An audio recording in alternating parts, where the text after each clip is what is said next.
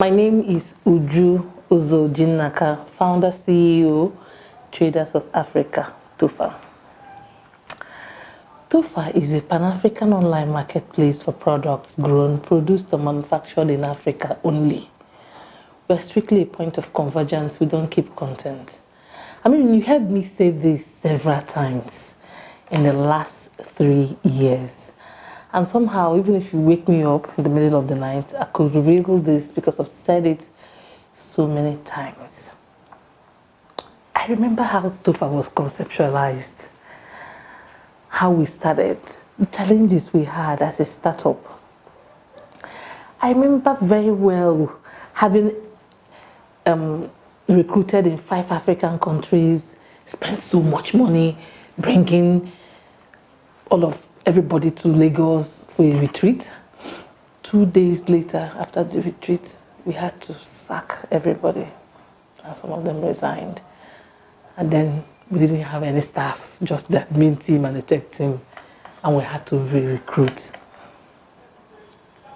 I thought that was the end of TOFA, but then we continued, surmounted every challenge that came our way, and we launched on September 1, 2017 in Accra, Ghana. Memories. The last 3 years is a mixed feeling of some sort. So many challenges. One, so after a few weeks after the launch, you would think that with the kind of zeal and everything we thought people will come on the platform, transactions will start going through. But no. Days, weeks, months, no transaction, no revenue of any sort. Of course, we had very interesting applications and on the platform, but nobody was buying. Even the verification, nobody was willing to pay for them. We realized that, yes, buyers and sellers meet on the platform and discuss, but after a while, it tapers off. A few took transactions off the platform, discuss on their own. The other ones, they discussed and they couldn't go on with the transaction. And then we saw that 2 key issues were hindering the trade: trust and payment terms. We saw a great distrust between buyers and sellers. None was willing to make the first move. They start transactions. When they get to the point of execution, the buyer is saying, supply and get paid. The supplier is saying, pay me and bring somebody to come to my location and get the products. So after a while, it tapers out. We also saw that payment terms was an issue. A whole lot of African suppliers just want to deal on cash. They say it's cash and carry, see and buy. While most buyers, because what we have is a B2B platform, most buyers want to pay via various payment terms like LCs, DPs, CADs. So as a result of this disconnect, trade was not occurring. Myself and my team, I call them Team Awesome because they really are awesome.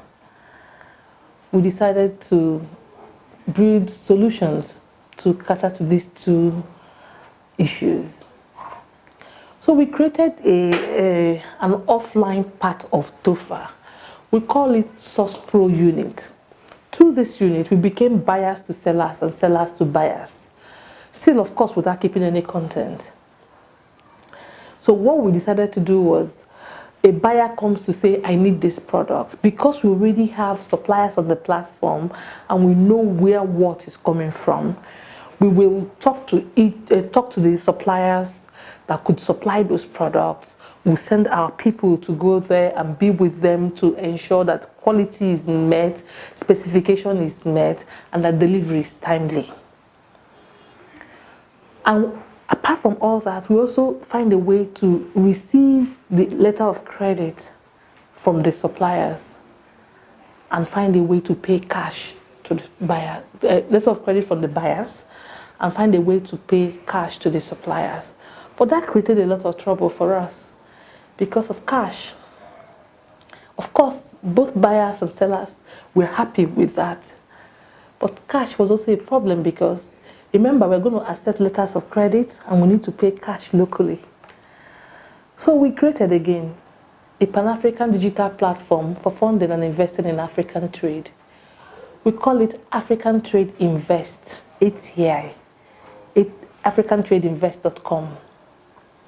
And through this medium, what we decided to do is that not just the SourcePro unit, any African supplier who have confirmed orders backed by the acceptable payment terms could go to that platform and request for funding.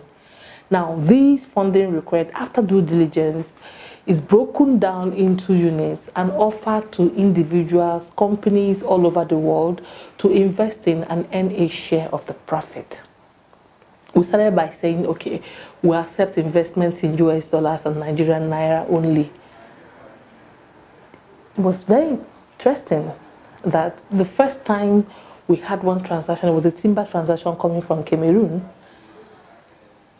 The first 3 people we spoke to, of course, friends, they bought into it. Within 4 hours, that transaction was fully sold out. And we said, wow, there's a need there. And from there, we started growing. This was in 2018, late 2018. By 2019, we now sought for a way because it meant that we had some investors come in, we're keeping the books manually. So we decided to put all of this online because we're a platform business. So we created the africantradeinvest.com platform, which was launched on August 1, 2019. So much had happened. You know, the way I say it, it seems so easy, but trust me, it's not. I remember after the launch, at the time I couldn't pay salary.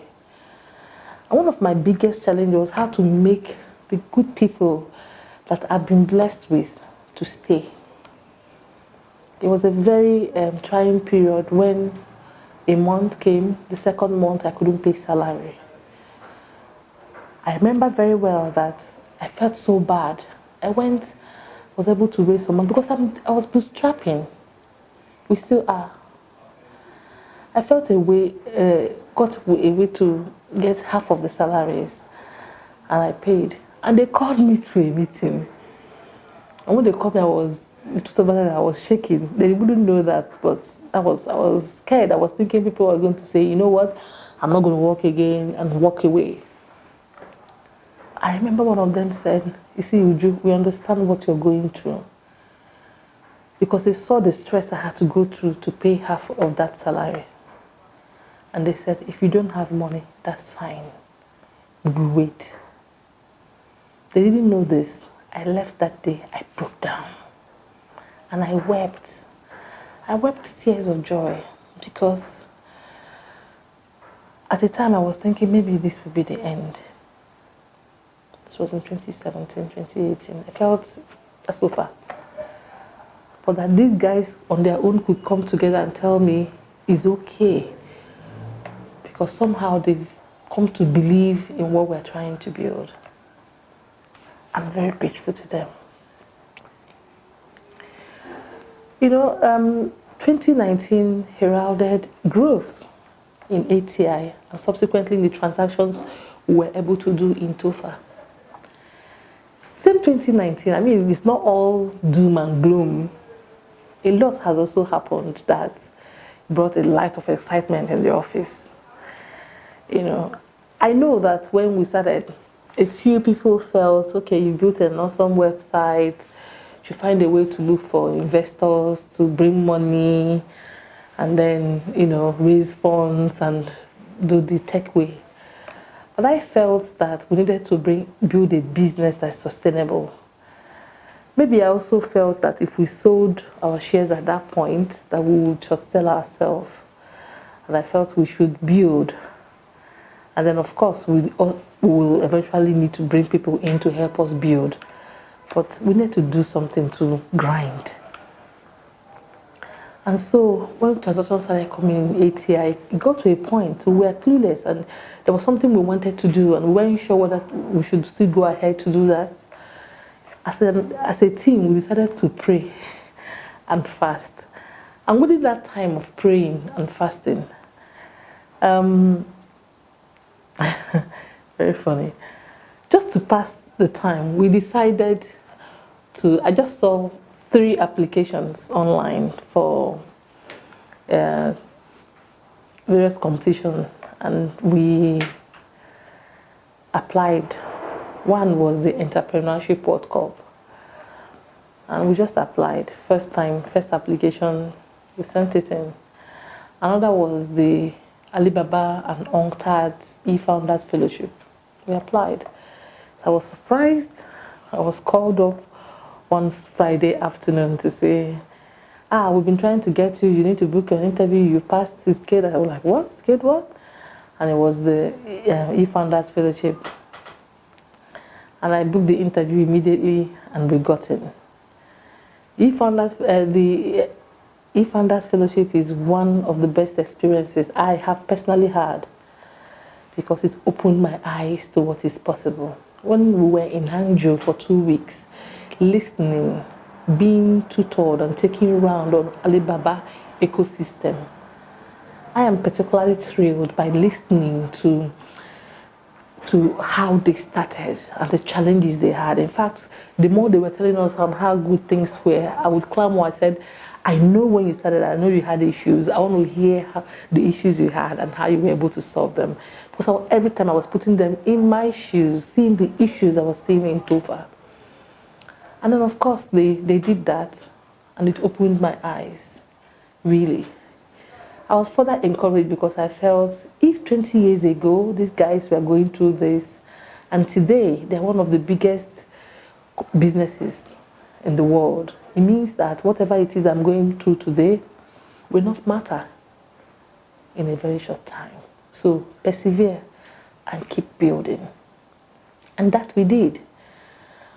Such that when we went for the Entrepreneurship World Cup, I was surprised. I remember telling my guys when we were going, I went with 4 of the tech people and Parkinson. And when we got there, I was telling them, I said, this is the first time ever standing in the room and talking about Tufa. So guys, I'm sure all the people we are going to meet one way or the other probably may have pitched. They seem to know themselves, because when we got there, they were all greeting themselves. So I felt that they knew themselves. So I said, we seem to be the outsider. So let's just learn. This will be an opportunity for us to learn, and maybe not win this time. Keep improving what we are doing, take the criticisms. And we is particularly optimistic, said, oh, we are winning. I said, well, keep an open mind. I'm a child of God. And we entered. And by the time we were halfway through the pitch, we hadn't even made our pitch. The first 5 had pitched, and then they gave a break. I saw him. If you look at his face, I said, how far? I said, well, I'm not sure anymore. I'm like, I told you, have an open mind so that you don't have your hopes high. And when it was my turn, I stood up there and delivered my lines. And then we finished. And when it was time to call, when they called the third, second, by the time they called the second, I was sure of the 3 businesses that could be the first. We weren't part of it. Such that when they called Tofa and called my name, it took me a while for it to sink in that we were the winners. In fact, it was Parkinson that stood up and was shouting before I got up. A surreal experience. I mean, the Gen and Miss Global Forum put together an awesome team of facilitators from all over the world to mentor and coach us for months. And then we went for the global finals in Saudi Arabia. Awesome experience.